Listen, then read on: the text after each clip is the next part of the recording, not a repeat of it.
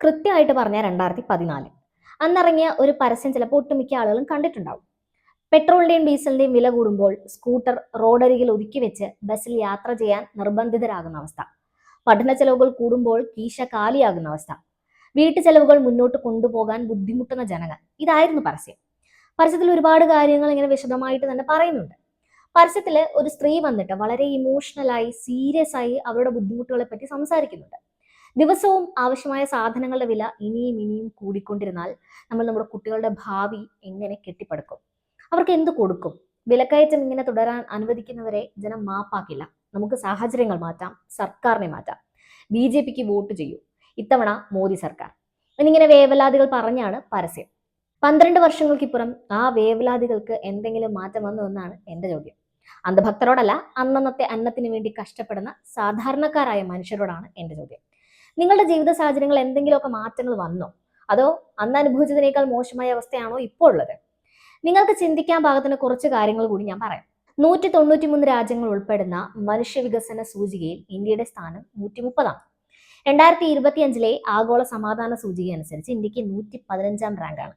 2026 പത്രസ്വാതന്ത്ര്യ സൂചിക എടുത്തു നോക്കിയാലോ 180 രാജ്യങ്ങളിൽ ഇന്ത്യ 197. തീർന്നിട്ടില്ല. കഴിഞ്ഞ 5 വർഷത്തിനുള്ളിൽ 9 ലക്ഷം ഇന്ത്യക്കാർ പൗരത്വം ഉപേക്ഷിച്ചിട്ടുണ്ട് എന്ന കാര്യം ആർക്കെങ്കിലും അറിയാമോ? 2025 ആഗോള പട്ടിണി സൂചിക പ്രകാരം 123 രാജ്യങ്ങളിൽ ഇന്ത്യയുടെ സ്ഥാനം 102ആണ്. എന്നിട്ടും അന്ധഭക്തരും അവരുടെ നേതാക്കളും പറയുന്നത് രാജ്യം നമ്പർ 1 ആണെന്നാണ്. പ്രധാനമന്ത്രി പദത്തിലേക്ക് എത്തുന്നതിന് മുൻപ് നമ്മുടെ എന്താണ് പറഞ്ഞിരുന്നത്? രൂപയുടെ മൂല്യം ഇത്ര പെട്ടെന്ന് താഴേക്ക് പോകില്ല, നേപ്പാളിന്റെ രൂപ താഴുന്നില്ല, ബംഗ്ലാദേശിന്റെയോ പാകിസ്ഥാന്റെയോ ശ്രീലങ്കയുടെയോ കറൻസി താഴുന്നില്ല, ഹിന്ദുസ്ഥാന്റെ രൂപ മാത്രം എന്തുകൊണ്ട് ഇങ്ങനെ തളരുന്നു? ഇതിന് നിങ്ങൾ മറുപടി പറയണം. രാജ്യം നിങ്ങളോട് മറുപടി ചോദിക്കുന്നു. 2012-13 കാലയളവിൽ മോദിജി ഇങ്ങനെയൊക്കെ ജനങ്ങളോട് പറഞ്ഞപ്പോ എന്തോ വിപ്ലവം വരാൻ പോകുന്നു എന്നാണ് എല്ലാവരും കരുതിയത്. എന്നിട്ടോ ജ്യോതിയും വന്നില്ല, ഒരു മണ്ണാങ്കട്ടയും വന്നില്ല. ദരിദ്രർക്കായി പ്രവർത്തിക്കും, 21ാം നൂറ്റാണ്ട് ഇന്ത്യയുടെ നൂറ്റാണ്ടാക്കും, 10 വർഷം പൊന്നു വിളയിക്കും എന്നൊക്കെയായിരുന്നല്ലോ പ്രഖ്യാപനം. പാവം കൊല്ലം ഇത്ര ആയപ്പോൾ മറന്നായിരിക്കും. ഇന്ത്യ സംസാരിക്കുമ്പോൾ ലോകം കേൾക്കുന്നു എന്നൊക്കെ പ്രചാരണം ഉണ്ടല്ലോ. പക്ഷേ അതിൽ എത്രത്തോളം സത്യമുണ്ട്? അമേരിക്കൻ പ്രസിഡന്റ് ഡൊണാൾഡ് ട്രംപ് ഇന്ത്യയെ വിളിച്ചത് നരകം എന്നാണ്.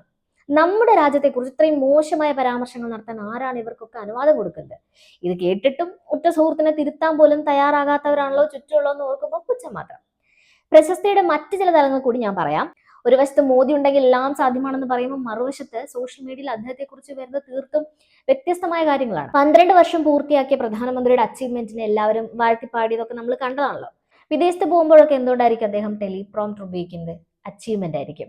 തിരക്കഥയില്ലാതെ സംസാരിക്കുക എന്നത് കുറച്ച് ബുദ്ധിമുട്ടുള്ള കാര്യമായിരിക്കും അദ്ദേഹത്തിന്. ഇതിന്റെ പേരിൽ വിദേശ മാധ്യമങ്ങൾ അദ്ദേഹത്തെ മോക്ക് ചെയ്യുന്നത് നമ്മുടെ രാജ്യത്തിന് കൂടിയല്ലേ അപമാനമാവുന്നത്. മൻമോഹൻ സിംഗ് ഭരണത്തിലിരുന്നപ്പോൾ ഒബാമ ഉൾപ്പെടെയുള്ള നേതാക്കൾ അദ്ദേഹത്തെ ബഹുമാനത്തോടെയാണ് കണ്ടിരുന്നത്. അദ്ദേഹമൊക്കെ വാർത്താ സമ്മേളനങ്ങൾ നടത്താനും മറുപടി നൽകാനും മടിയില്ലാത്ത ഒരു മനുഷ്യനായിരുന്നു.